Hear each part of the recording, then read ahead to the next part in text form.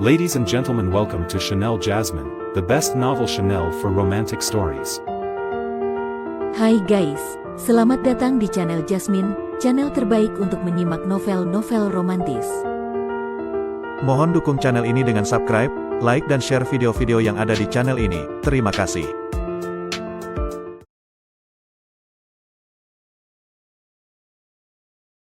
Kaisar Agung Seni Bela Diri Bab 1025. Mendengar bahwa mereka bisa masuk ke dalam alam rahasia Tian Huang, para peserta yang lolos seleksi awal menunjukkan ekspresi gembira di wajah mereka, termasuk Luo Xiu dan Ling Hu Zixuan. Namun, hanya ada sekitar 500 orang yang berhasil mendapatkan kualifikasi untuk memasuki alam rahasia tersebut. Dari lebih dari 200.000 jenius muda, akhirnya hanya tersisa sekitar 500 orang. Ini menunjukkan betapa sulitnya menjadi murid dari keluarga Tian Huang. Namun, untuk benar-benar menjadi murid keluarga Tian Huang, mereka masih harus keluar hidup-hidup dari alam rahasia itu. Alam rahasia Tian Huang merupakan tanah tua dari zaman Taichu, meskipun tidak seberbahaya alam rahasia zaman kuno, tetap saja bukan tempat yang bisa dianggap enteng. Dari 500 lebih orang yang masuk, mereka yang bisa keluar hidup-hidup kemungkinan akan jauh lebih sedikit.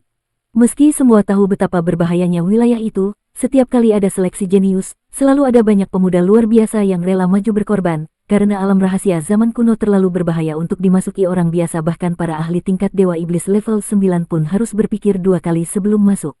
Sementara itu, alam rahasia Tian Huang adalah bagian dari alam rahasia zaman kuno, yang menyimpan banyak sekali kesempatan langka dan berkah luar biasa. Selama bertahun-tahun, wilayah ini dikuasai oleh keluarga Tian Huang, namun mereka pun belum mampu menjelajahi seluruh wilayah ini. Hal paling penting adalah bahwa hanya ahli bela diri di bawah tingkat Dewa Iblis level 9 yang diperbolehkan masuk. Ini menjaga keseimbangan, agar tak ada ahli puncak yang bisa masuk dan merusak segalanya. Di dalam sana, kesempatan dan keberuntungan yang bisa didapatkan tergantung pada kemampuan masing-masing. Tuanku, Tu Yuming dan Su Suelan sudah pergi, ujar Kardislar memberitahu Luo Xiu. Luo Xiu tak tampak terkejut sedikit pun, karena bahkan sebelum ia masuk ke alam rahasia Dewa Kuno, ia sudah bisa menebak bahwa ini akan terjadi. Tu Yuming, oh Tu Yuming, sejauh mana kau akan dipermainkan oleh wanita itu sebelum kau sadar dan menyesal? Luo Xiu menggeleng pelan. Ia cukup kecewa karena Tu Yuming begitu mudah terbujuk oleh Su Suelan dan pergi bersamanya. Namun, meskipun kecewa, Luo Xiu tetap memerintahkan Kardislar untuk memberinya satu jimat pemecah ruang tingkat 8 sebagai alat penyelamat diri. Seluruh jenius muda yang lolos seleksi awal akan menaiki kapal perang bintang milik keluarga Tian Huang untuk pergi ke lokasi alam rahasia Tian Huang. Secara normal, Kardislar seharusnya tidak bisa ikut bersama Luo Xiu masuk ke wilayah tersebut. Namun, Luo Xiu memiliki banyak cara untuk menghindari pengawasan para tetua Raja Dewa. Istana Reinkarnasi adalah harta langka yang terbentuk dari pecahan piringan roda reinkarnasi, dan dengan penguasaan Luo Xiu terhadap seni formasi, menyembunyikan Kardislar di dalamnya agar tak terdeteksi sedikit pun bukanlah hal sulit. Saat Luo Xiu menaiki kapal perang bintang, ia merasakan ada sepasang mata memandangnya. Ia langsung menoleh dan melihat seorang pria parubaya di kejauhan dengan tatapan penuh niat membunuh yang tertuju padanya. Pria itu bukan orang lain, melainkan Tang Buxiong, kepala sekte 1000 binatang. Dengan kekuatan dan latar belakang sektenya, tidak ada satupun jenius muda dari sekte itu yang berhasil lolos seleksi awal. Kini Luo Xiu berada di kapal perang keluarga Tian Huang dan otomatis berada di bawah perlindungan mereka, jadi Tang Buxiong hanya bisa memandang dengan geram. Namun, Luo Xiu tidak terlalu peduli dengan Tang Buxiong. Dalam perjalanan ke alam rahasia Tian Huang kali ini, jika semuanya berjalan lancar, ada peluang besar ia bisa menemukan berkah yang membantunya menembus ke tingkat dewa. Iblis level 7. Saat itu, dengan kekuatan yang ia miliki, meskipun tidak bisa mengalahkan Dewa Iblis level 9, setidaknya ia masih bisa melindungi dirinya sendiri. Di kapal perang, setiap orang mendapatkan kamar pribadi. Tak lama kemudian, Ling Hu Zixuan datang ke kamar Luo Xiu. Tanpa banyak basa-basi, Ling Hu Zixuan langsung mengeluarkan sebuah batu giok dan meletakkannya di hadapan Luo Xiu. Saudara Luo, silakan lihat isi giok ini. Luo Xiu tidak curiga dan langsung mengecek dengan kesadarannya. Ia menemukan bahwa di dalamnya tergambar sebuah peta. Peta itu sangat rumit, tapi tetap bisa ditelusuri. Dalam hitungan detik, ia sudah berhasil menghafalnya. Sejak era Kaisar Shen Huang, setiap sejuta tahun akan ada seleksi jenius seperti ini. Keluarga Ling Hu juga pernah ada yang masuk. Berdasarkan ingatan mereka, kami membuat batu giok ini. Di titik yang ditandai dalam peta, terdapat gunung kristal asal. Melihat mereka akan segera berangkat ke alam rahasia Tian Huang, Ling Hu Zixuan akhirnya mengungkapkan tujuannya dalam perjalanan ini. Gunung kristal asal. Alis Luo Xiu terangkat. Ia awalnya mengira ini adalah berkah besar, tapi ternyata hanya gunung kristal asal. Namun setelah berpikir, untuk tingkat kekuatan Linghu Zixuan saat ini, gunung kristal asal memang sudah merupakan keberuntungan besar. Gunung-gunung ini bervariasi ukurannya, tapi bahkan yang terkecil pun mengandung setidaknya 10 juta kristal asal. Hijau atau ungu? Tanya Luo Xiu santai. Hijau. Kalau ungu sih, mimpi kali, jawab Linghu Zixuan sambil tertawa kecil. Sebuah gunung berisi kristal hijau saja sudah sangat langka, apalagi kristal ungu ia tak pernah bermimpi sejauh itu. Dalam kristal asal, tingkat paling rendah adalah hijau, lalu ungu, dan yang tertinggi adalah kristal darah. Nanti saat kita masuk ke alam rahasia Tianhuang, kita akan dipindahkan secara acak ke tempat yang berbeda. Jadi, mari kita bertemu di sebuah lembah yang sudah aku tandai di peta ini, kata Linghu Zixuan. Sementara itu, Luo Xiu mulai memperkirakan nilai gunung kristal hijau tersebut. Dengan perhitungan 10 juta kristal dalam satu gunung, kalau dibagi dua, ia bisa mendapatkan 5 juta kristal. Cukup untuk membantuku mencapai puncak tingkat Dewa Iblis level 6. Mata Luo Xiu menyipit. Kristal asal hijau adalah sumber daya yang lebih unggul dibanding pil esensi murni. Bahkan para Dewa Iblis level 8 lebih sering menggunakan pil, dan hanya sedikit yang mampu memakai kristal asal.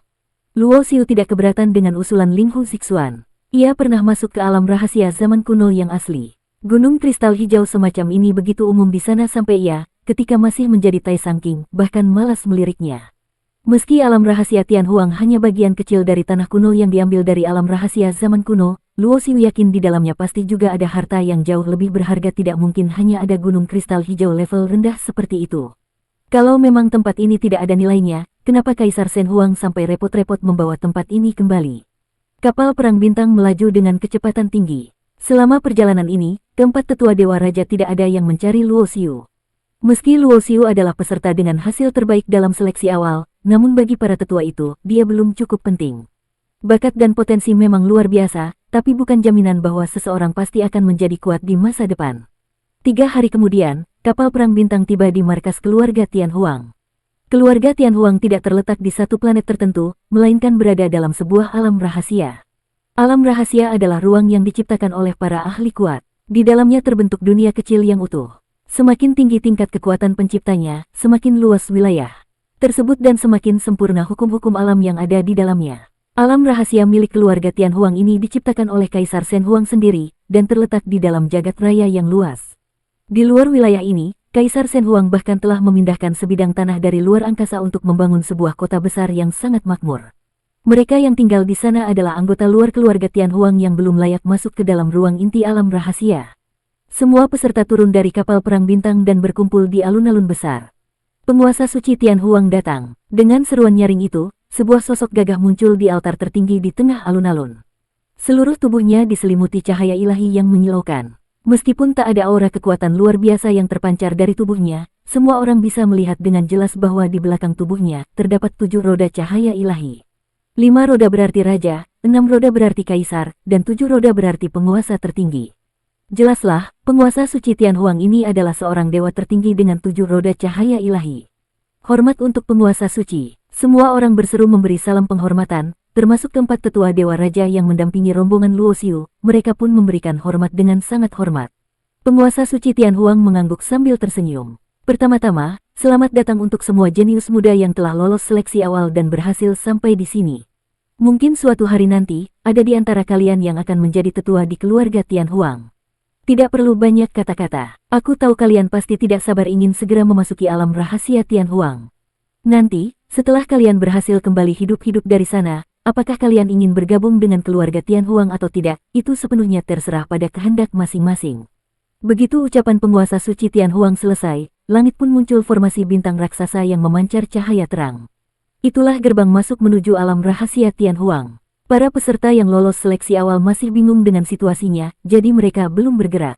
Tapi para murid inti keluarga Tianhuang yang juga akan masuk ke wilayah itu langsung melesat ke udara dan mendarat di atas formasi cahaya tersebut, lalu menghilang satu persatu. Melihat itu, para peserta lainnya pun tidak ragu lagi dan ikut terbang ke atas. Luo Xiu dan Linghu Zixuan berada di barisan belakang. Begitu mereka mendarat di atas formasi bintang, kekuatan hisap besar langsung menarik mereka dari segala arah.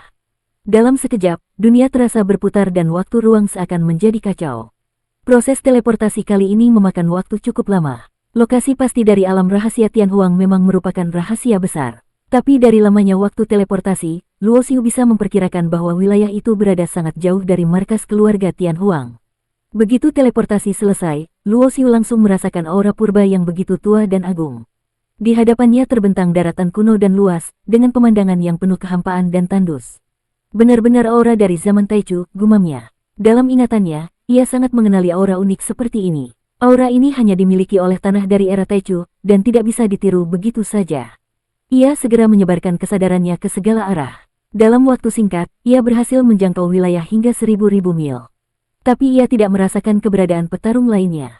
Ini menunjukkan bahwa ruang di alam rahasia Tianhuang ini sangat luas, dan semua peserta telah diteleportasi secara acak ke lokasi yang tidak diketahui. Meski di kehidupan sebelumnya ia pernah memasuki alam rahasia zaman kuno, tempat itu jauh lebih luas lagi. Bahkan ada banyak area yang belum pernah ia kunjungi. Jadi wilayah Tianhuang ini juga masih menjadi wilayah asing bagi Luo Xiu. Ia berjalan melintasi tanah tandus itu. Setelah 1 hari penuh, ia menemukan sebuah hutan kuno. Pepohonannya sangat tinggi, seperti tiang langit para dewa. Jenis pohon seperti ini sebenarnya sudah punah sejak zaman Taichu berakhir.